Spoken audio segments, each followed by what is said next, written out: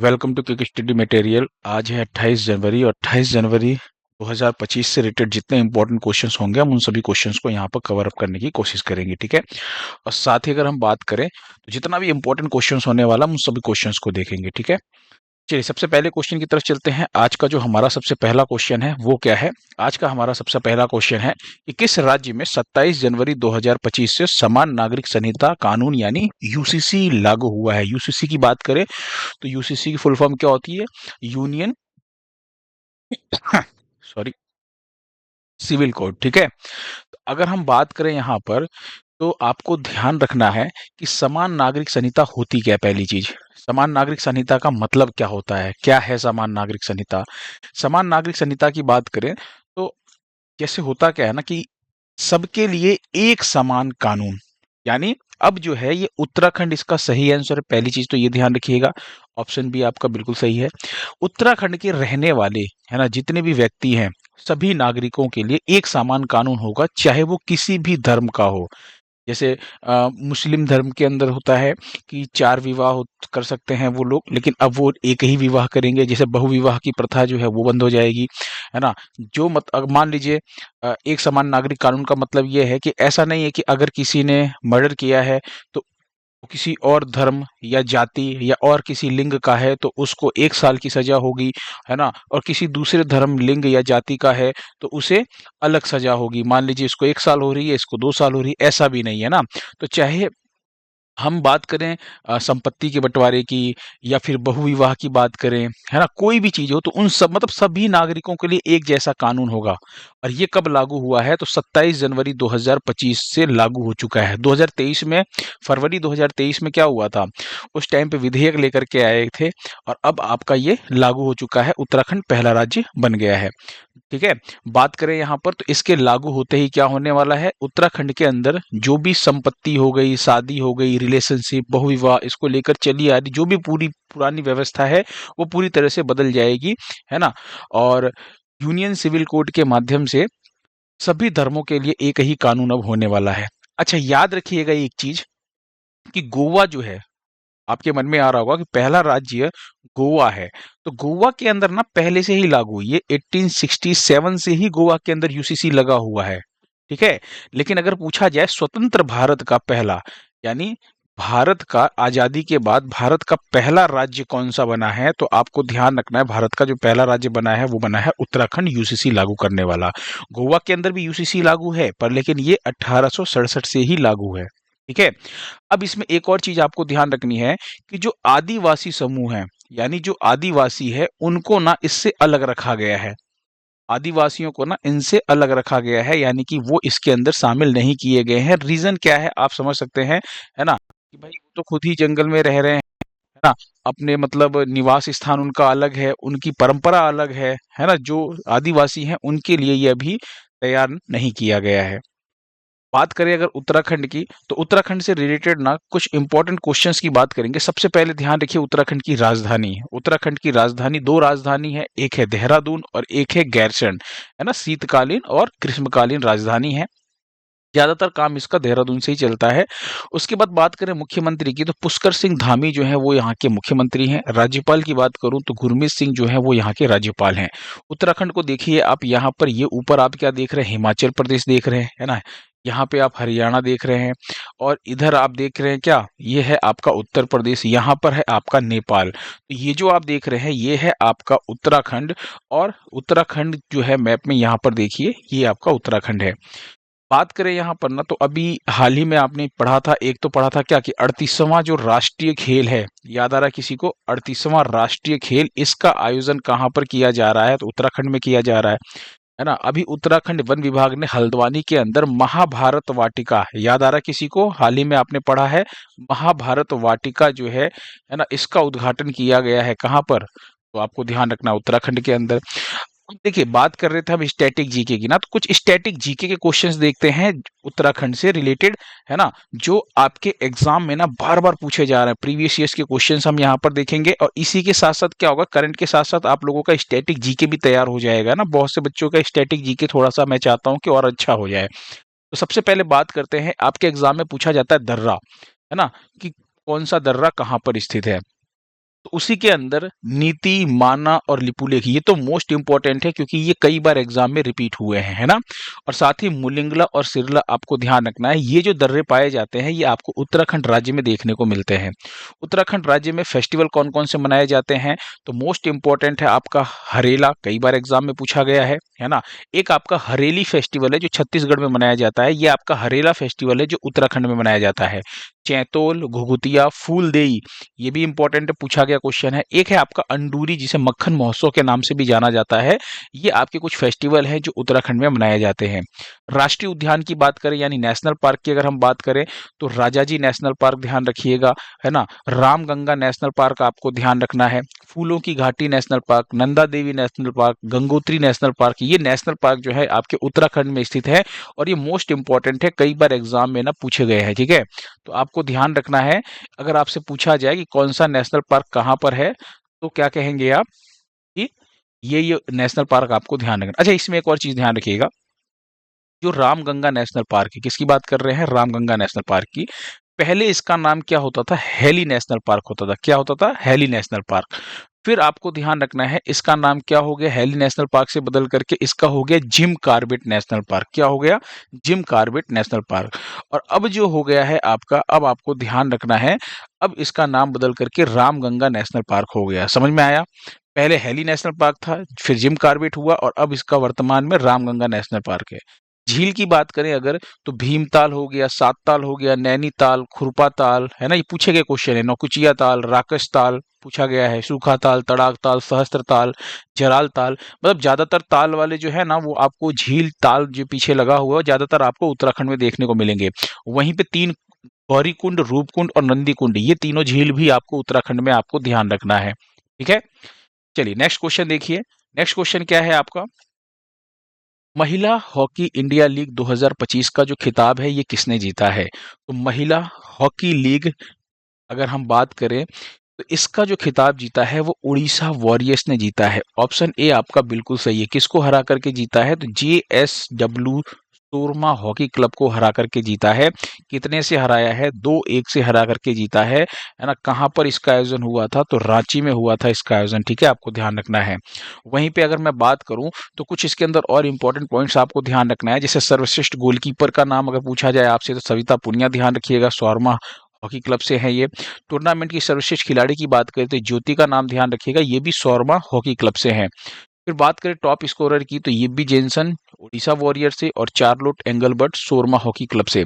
यहाँ पे एक चीज नोटिस कीजिएगा, अगर आपसे पूछा जाए कभी ऐसा कि महिला हॉकी इंडिया लीग 2025 का विजेता कौन रहा खिताब की जगह पे, तो आप विजेता तो बताएंगे ओडिया वॉरियर्स है। लेकिन अगर कभी आपसे उप विजेता पूछ दिया जाए, चूंकि एग्जाम में ऐसा होता है ना, तो आपको ध्यान रखना JSW सोरमा हॉकी क्लब लगा करके आना है आंसर में। क्योंकि होता क्या है, ये क्वेश्चन जैसे ही आता है ना खिताब की जगह पे यहाँ पे लिखा आएगा महिला हॉकी इंडिया लीग 2025 का उप विजेता कौन, तो आपके दिमाग में आता है अच्छा महिला हॉकी इंडिया लीग मैंने तो पढ़ा है, उड़ीसा वॉरियर, पहला ही ऑप्शन देख करके आप टिक करके चले आएंगे, आपका क्वेश्चन क्या हो जाएगा, गलत हो जाएगा। आपने पढ़ा ही नहीं, विजेता पूछा है कि उप विजेता पढ़ा।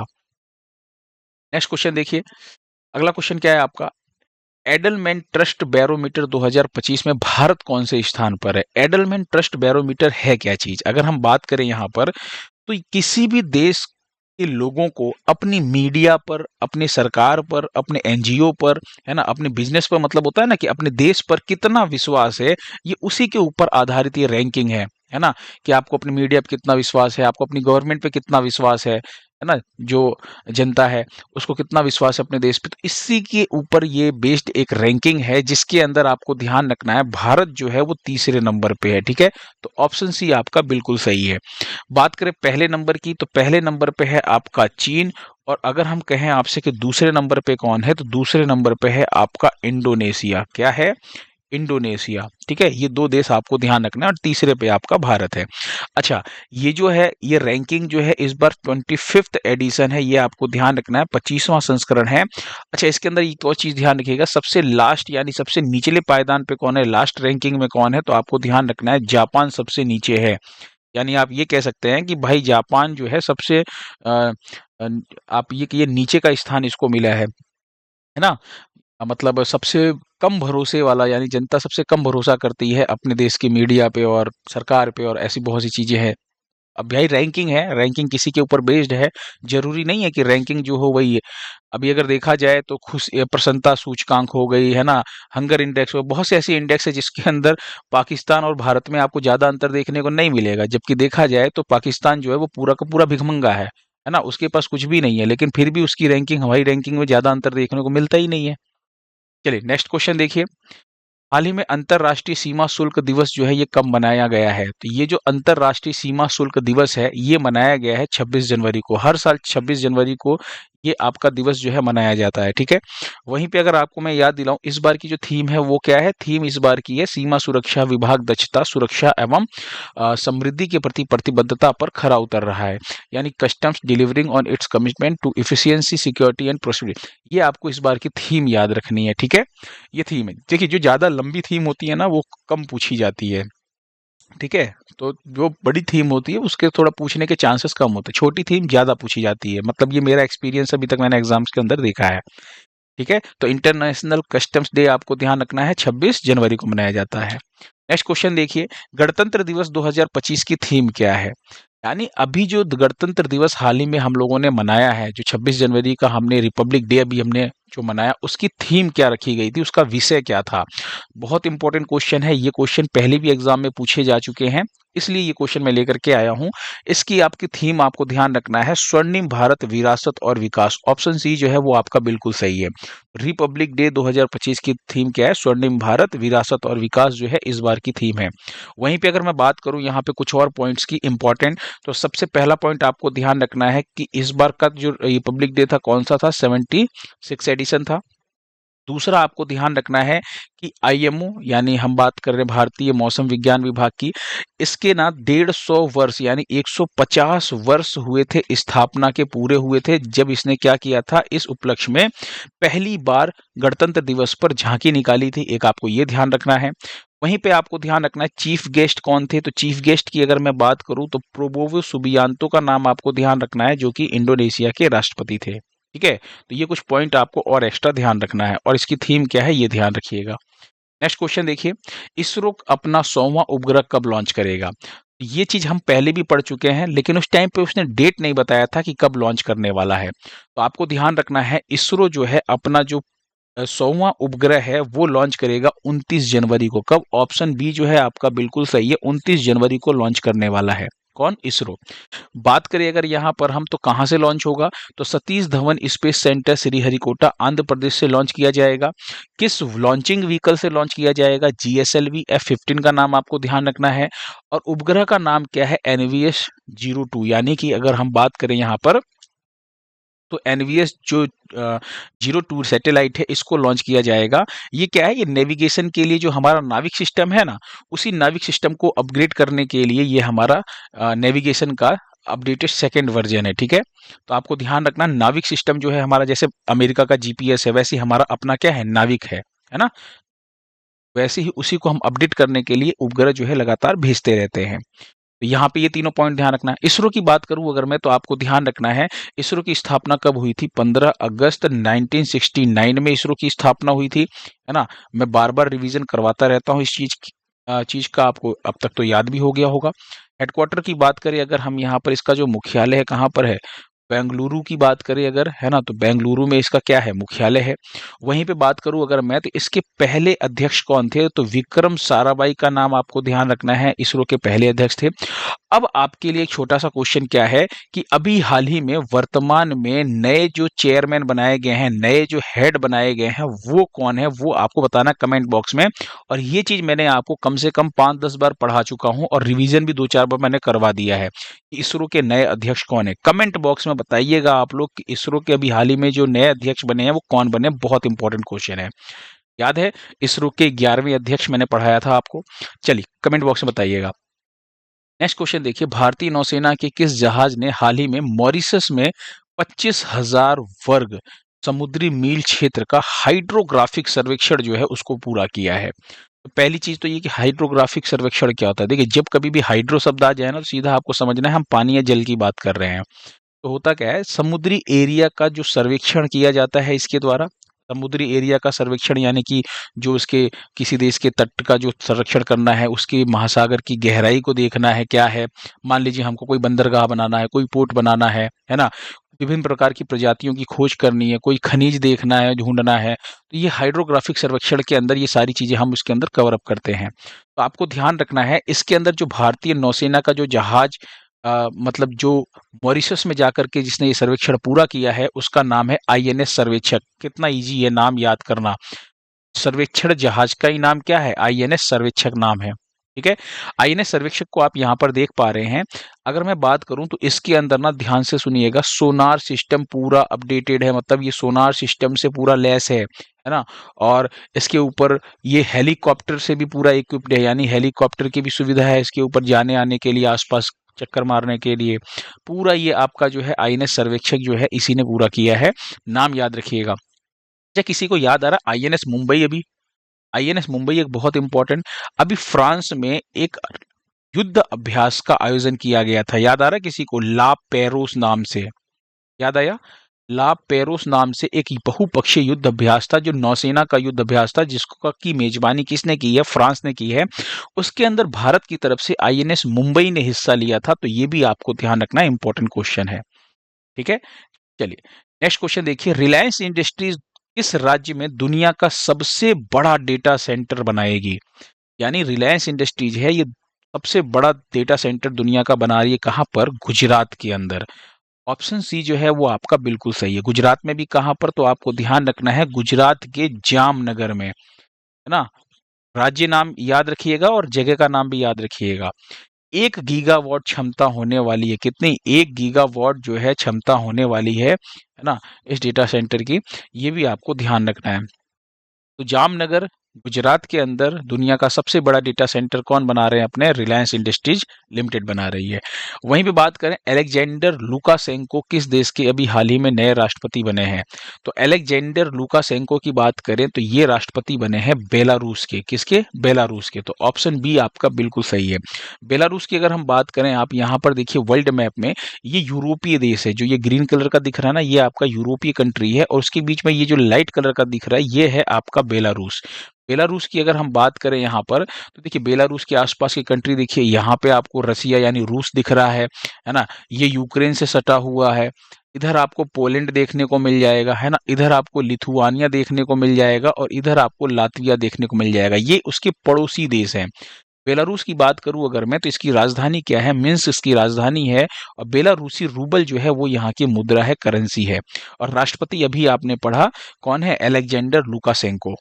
नेक्स्ट क्वेश्चन देखिए, किस वर्ष तक भारत सरकार ने 10,000 जीआई टैग का लक्ष्य रखा है? तो भारत सरकार ने 2030 तक, ऑप्शन सी जो है आपका बिल्कुल सही है, 2030 तक 10,000 जीआई टैग का लक्ष्य रखा है।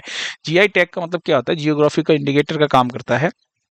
जैसे किसी क्षेत्र विशेष को ना वहां के उसके उत्पाद के नाम से जाना जाता है। जैसे अगर मैं कहूं आपको कि आप अगर मतलब ऐसे में दो चार एग्जांपल देता हूं।